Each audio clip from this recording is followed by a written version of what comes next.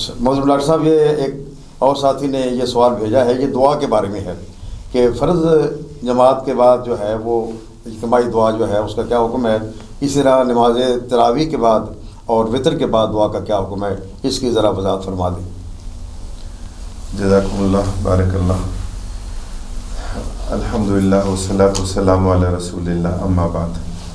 یہ سوال اب تو خیر کافی کم ہو گیا ہے پوچھا جانا، ورنہ ایک وقت تھا کہ اختلافی مسائل میں ایک بڑے اہم مسئلے کے طور پر یہ سوال پوچھا جاتا تھا،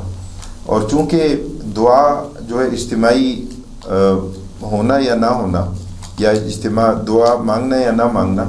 اصل میں شعار بن گیا تھا کہ کوئی فرد جو ہے وہ کسی ایک خاص مسلک سے تعلق رکھتا ہے یا وہ دوسرے مسلک سے تعلق رکھتا ہے۔ تو بلکہ مجھے یاد ہے اس پہ ہمارے شیخ عبدالسلام رستمی رحمہ اللہ، جو دور تفسیر میں ہمارے شیخ تھے، استاد تھے، ان کا اور شیخ حمداللہ ڈاگئی دو بڑے بڑے علماء تھے، تو ان دونوں کے درمیان ایک مناظرہ ہوا تھا۔ اچھا، اسی مسئلے پر، اور وہ مناظرہ جو تھے نا، اس وقت ہم بھی طالب علم تھے، تو اور مناظرہ اور اس نوعیت کی چیزیں، وہ 4 کیسٹس تھیں 1.5 گھنٹے کی۔ اچھا،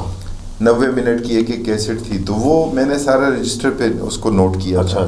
اور وہ بڑا مشکل ہوتا ہے، اس میں آوازیں اٹھ رہی ہیں، شور آ رہا ہے، ایک طرف سے بول رہا ہے، کوئی دوسری طرف سے بول رہا ہے، لیکن وہ سارا نوٹ کیا، اور پھر اس کے بعد جو نتیجہ تھا، وہ نتیجہ میں آج آپ کے سامنے رکھتا ہوں، چونکہ ایک سوال ہمارے سامنے آ گیا ہے۔ نتیجہ یہ تھا کہ، اور اصل میں اس وقت مسئلہ جو تھا نا، وہ فرض کے بعد کم تھا، مسئلہ تھا دعا بعد سنہ بالحیاء الاجتماعیہ، کہ سنتوں کے بعد جو ہے نا، وہ کئی جگہوں پہ خیبر پختونخوا کے علاقوں میں دعا، اجتماعی دعا سنتوں کے بعد ہوتی تھی، فرض کے بعد بھی ہوتی تھی اور سنتوں کے بعد بھی ہوتی تھی۔ تو خلاصہ اس کا یہ تھا کہ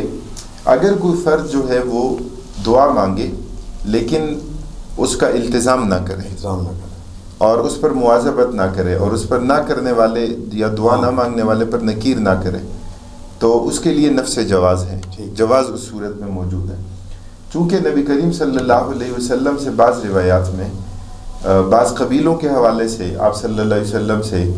دعا اور بد دعا کے الفاظ جو ہیں وہ منقول ہیں نمازوں کے بعد، تو نفس دعا جو ہے وہ ثابت ہے۔ لیکن اگر ایسا ہو کہ التزام کرے کوئی، نہ کرنے والے پر نکیر کرے اور مواظبت کرے، اور اس کو دین کا ایک ایسا لازمی حصہ سمجھے کہ گویا اس کے بغیر دین کا کوئی نقصان ہو گیا، تو پھر یہ کام جو ہے نا، پھر یہ دین میں جس چیز پر مواظبت نہیں ہے اور جس چیز پر التزام نہیں ہے، تو اس پر التزام کرنے کے نتیجے میں پھر وہ دین کی روح کے مطابق نہیں ہوگا، درست نہیں ہوگا، بلکہ امکان اس بات کا ضرور موجود ہے کہ وہ بدعت کے زمرے میں چلا جائے گا۔ تو اس لیے اگر کوئی فرد فرض کے بعد اجتماعی طور پر دعا مانگتا ہے لیکن اس کا التزام نہیں کرتا اور نہ کرنے والے پر نکیر نہیں کرتا، تو اور اگر یہ کسی اور موقع پر بھی دعا ہوتی ہے تو اس کے لیے نفس جواز موجود ہے، لیکن جو ہے ان شرائط سے ضرور بچنا چاہیے کہ التزام نہ ہو اور نہ کرنے والے پر نکیر نہ ہو اور مواظبت نہ ہو اور دین کا لازمی حصہ اسے نہ سمجھا جائے۔ ماشاءاللہ۔ یہ دعا ویسے تو الرخ العبادت ہے، دعا عبادت کا مغز ہے، اس کی اپنی جگہ اہمیت ہے، لیکن کس وقت کیا مانگنی چاہیے اس کے اپنے آداب بھی ہیں، اور یہی چیز یہ اصل میں تو ہمیں حضور صلی اللہ علیہ وسلم کی اطاعت کرنی ہے کہ آپ نے عمل کیا ہے، جس میں التزام نہیں ہے ہمیں اس میں التزام نہیں کرنا چاہیے، اور اسلام جو ہے وہ اعتدال کا راستہ اختیار کرتا ہے، تو معتدل جو ہے اعتدال کے راستے میں اگر ہم اختیار کریں گے تو ہم فرقہ واریت سے بھی بچیں گے اور مختلف قسم کے فروغ مسائل کا شکار نہیں ہوں گے۔ تو محترم ناظرین، یہ ہمارے سوالات و جوابات کا سلسلہ شروع رہے گا۔ آپ کے ذہن میں اگر کوئی سوال ہو تو یہ واٹس ایپ پہ ہماری جو ہے وہ نمبر آ رہا ہے، آپ اس سے اپنا سوال بھیج سکتے ہیں، انشاءاللہ ہم اس کا جواب دیں گے۔ بہت شکریہ۔